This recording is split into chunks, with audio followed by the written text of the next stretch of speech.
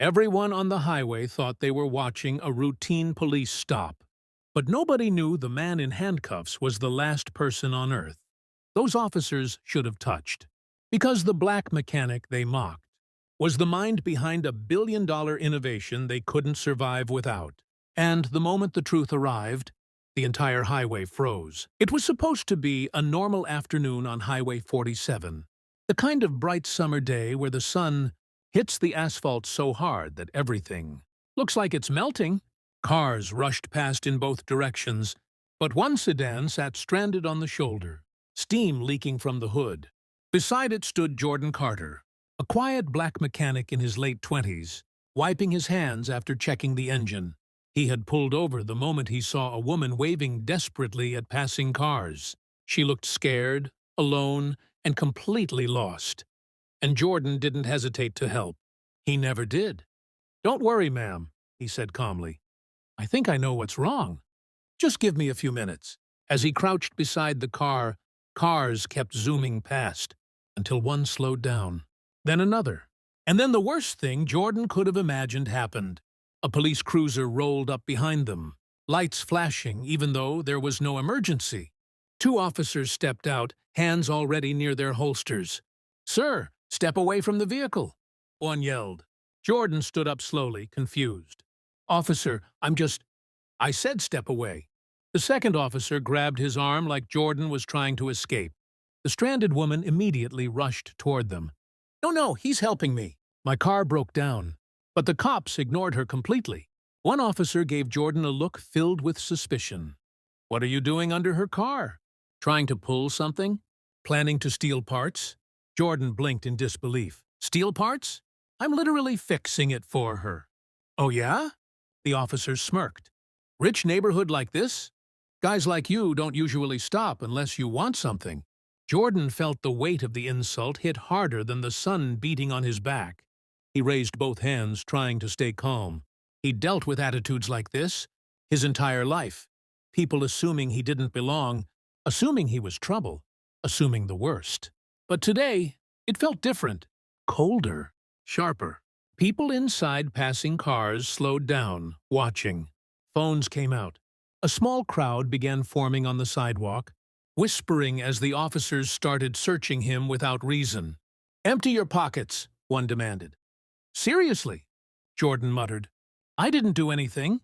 The first officer grabbed him roughly. "We got a report about a black male tampering with vehicles." "Fits your description," the woman shouted again, her voice shaking. "He's not tampering. He's helping me. I called no one." "What are you doing?" Still ignored. Jordan felt metal around his wrists. Cold, tight, humiliating. "Handcuffs," the crowd gasped. Even the woman, tears forming in her eyes, couldn't believe what she was witnessing. Jordan's heart thumped harder. Not because of fear, but because he knew something the officers didn't. Something that would hit them like a train. Behind them, a deep engine rumble echoed down the highway. A sound unlike any car on the road. A sound only a handful of people on Earth would recognize. The crowd glanced over their shoulders. A sleek, futuristic black car, something not yet released to the public, was speeding toward them, sunlight glinting off its metallic skin. Jordan exhaled, almost sadly. He knew that car. He knew who drove it. And he knew the officers had just made the biggest mistake of their lives. The approaching vehicle slowed, then stopped. Doors unlocked with a low mechanical click. Everyone turned. And the moment the driver stepped out, the entire atmosphere changed. The officers had Malik pinned against the hood of the patrol car, hands locked behind his back, his cheek pressed against cold metal. People had stopped recording the moment they realized the cops weren't backing down. They were doubling down. The stranded woman tried again, pleading, "Officers, I told you! He was helping me!" "My car broke down. I asked him to look at it." But one officer snapped, "Ma'am, we deal with these roadside scammers every day. Please step back." Malik stayed silent. He'd been through versions of this before. Not this extreme, not this public, but enough to know that arguing only made it worse.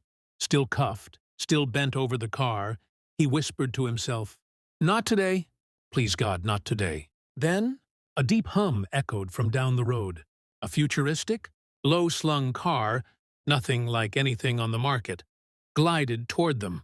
Sleek curves, diamond-coated headlights, matte black metal that reflected sunlight like liquid. Everyone on the sidewalk turned. Because this wasn't just any car. It was the unreleased prototype from Vortex Motors, the most secretive automaker in the world. A brand led by one man with a reputation for genius, mystery, and money. The billionaire CEO, Alexander Vance. The car stopped inches from the police cruiser. The door lifted vertically. Silent, smooth, intimidating. Alexander stepped out wearing a dark tech fabric suit and aviator glasses, expression cold enough to freeze the whole street. His security detail rushed behind him, but he raised a hand. He walked straight toward Malik. The officers stiffened. They knew who he was. "Sir," one began nervously. This man was trying to... Alexander didn't even look at him. Instead, he crouched beside Malik, eyes softening. "Malik, you okay?" The officers froze. Onlookers gasped. The woman who had been helped put a hand over her mouth, because the billionaire CEO didn't just know him. He spoke to him like family. The officers stuttered. "Sir, you know this man?" Alexander finally turned, slowly, and removed his glasses. "Know him?" His voice sliced the air. "He built that car I just drove here in. He designed the engine. He wrote the diagnostic system your department begs to test every year." The street went silent. Alexander continued, louder. "And you assaulted him, humiliated him, in broad daylight, for helping a stranded woman." Malik lifted his head slightly, eyes watery but proud. Alexander wasn't done. "Uncuff him." "Now!" The officers scrambled, hands shaking as they unlocked the cuffs. Malik flexed his wrists, red and bruised. Alexander helped him up himself, ignoring the stunned crowd. One officer whispered, We didn't know." Alexander stepped forward, face inches from his. "And that's the problem, isn't it? You didn't know. You never ask. You just assume." The officer swallowed hard, eyes dropping. Alexander turned to Malik. "Come on, you're riding with me." Malik nodded, voice barely holding. "Thank you, Alex." But Alexander shook his head. "No, thank you. Without you, Vortex Motors wouldn't exist." He then looked at the crowd, and the cameras now recording again. "Let this be a lesson," he said calmly. "Respect is not a luxury reserved for the wealthy. It's a right, one you denied a man worth more to this world than your badge ever will be." People murmured. Some cheered. The officers stepped back in shame, their posture broken. Alexander opened the prototype's door for Malik like he was royalty. As Malik sat inside, surrounded by technology he had engineered with his own hands, a tear finally slipped down his cheek. Not from pain, but from the overwhelming mix of humiliation and vindication. The door closed. The car glided away, silent and powerful. Behind them, the officers stood frozen, swallowing the reality that the man they'd mocked as a scammer was not just innocent. He was the genius powering a billion-dollar empire, and the world would soon know exactly what they did.